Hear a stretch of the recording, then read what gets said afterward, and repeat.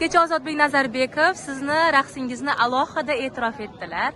Hayajoningiz qanaqa bo'ldi? Qanaqa ijro qildingiz? Qay darajada ijro qila oldingiz? Hayajon albatta kecha har bir ishtirokchida juda kuchli edi.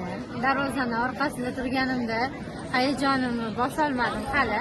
Darvoza ochildi, sahnaga chiqib keldim. O'zbekiston yuzi bo'lib, O'zbekistonning nomidan qatnashdim. Yakkaxon ijroda. Sahnaga chiqdim. Ansamblimiz meni podдержкаga butun O'zbekiston ahlidan kelishdi.